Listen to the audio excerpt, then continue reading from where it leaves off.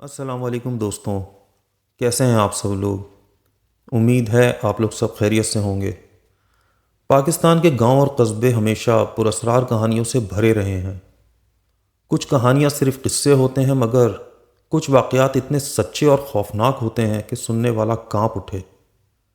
کیا آپ نے کبھی تنہائی میں کسی کو محسوس کیا ہے؟ کیا آپ نے کبھی کوئی ایسا سایہ دیکھا ہے جو ایک لمحے کے لیے نظر آئے اور پھر کہیں غائب ہو جائے؟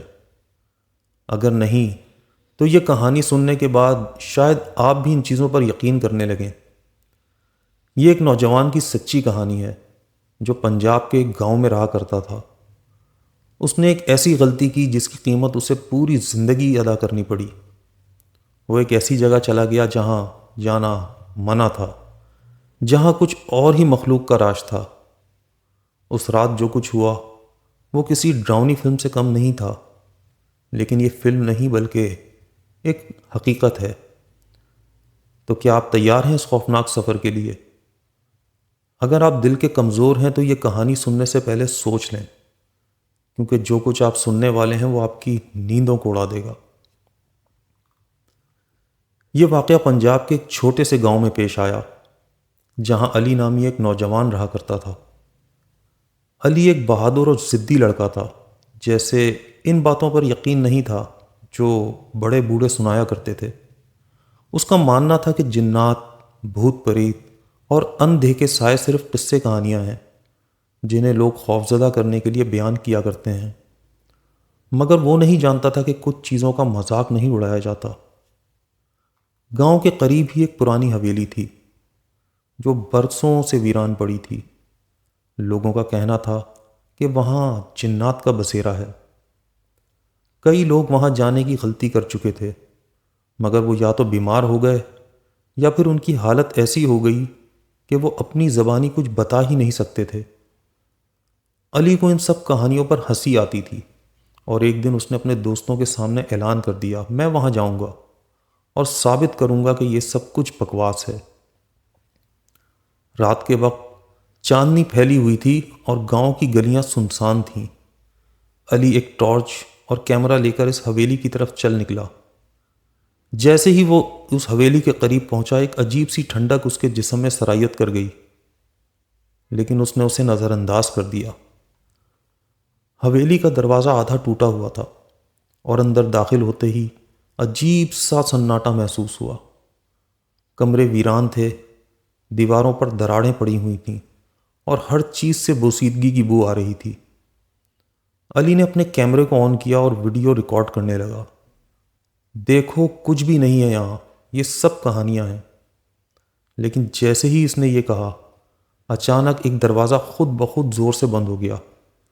علی نے مڑ کر دیکھا، مگر وہاں کوئی بھی نہیں تھا۔ اس کا دل زور زور سے دھڑکنے لگا۔ وہ ابھی سنبھل ہی رہا تھا کہ اچانک اسے محسوس ہوا جیسے کوئی اس کے پیچھے کھڑا ہو۔ اس نے پلٹ کر دیکھا، لیکن وہاں اسے کچھ بھی نظر نہیں آیا کہ اچانک اس کی ٹارچ خود بخود بند ہو گئی اور وہ اندھیرے میں ڈوب گیا۔ اب علی کو اپنے آس پاس سرگوشیاں سنائی دینے لگیں، جیسے کوئی ہلکی آواز میں کچھ بول رہا ہو، لیکن اسے اس کے الفاظ سمجھ نہیں آ رہے تھے۔ کون ہے؟ مذاق بند کرو، علی نے چیخ کر کہا، مگر جواب میں ایک زوردار قہقہ گونجا۔ اسے محسوس ہوا کہ اس کے پیروں کے نیچے زمین لرز رہی ہے، اور وہ بھاگنے کے لیے مڑا، مگر اس کے جسم نے حرکت کرنا بند کر دیا، جیسے کسی نے اسے جکڑ لیا ہو۔ اچانک اس کے کندھے پر ایک ٹھنڈا سا ہاتھ محسوس ہوا، وہ پوری طاقت سے چیخا اور زمین پر گر پڑا۔ جب اسے ہوش آیا تو وہ گاؤں کے بزرگوں کے درمیان بیٹھا تھا۔ وہ سب قرآن پاک کی تلاوت کر رہے تھے اور اس کا جسم شدید کانپ رہا تھا۔ اس کے گھر والوں نے بتایا کہ وہ پوری رات حویلی میں بے ہوش پڑا رہا ہے، اور جب کچھ لوگ اسے ڈھونڈنے گئے تو وہ ایک سیاہ سائے کے گھیرے میں تھا۔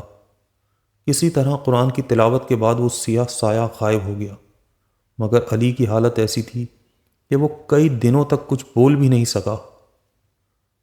اس دن کے بعد علی کبھی بھی پہلے جیسا نہیں رہا۔ وہ زیادہ تر خاموش رہنے لگا، اکیلے بیٹھنے لگا، اور اکثر اچانک چونک کر دیکھنے لگتا جیسے کوئی اس کے آس پاس ہو۔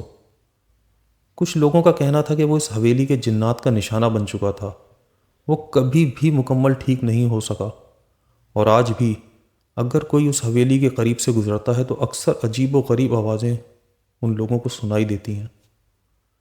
یہ کہانی صرف علی کی نہیں بلکہ ان تمام لوگوں کی ہے جو نادانی میں ایسی جگہوں پر جانے کی کوشش کیا کرتے ہیں جہاں انسانوں کے قدموں کی اجازت نہیں ہوتی۔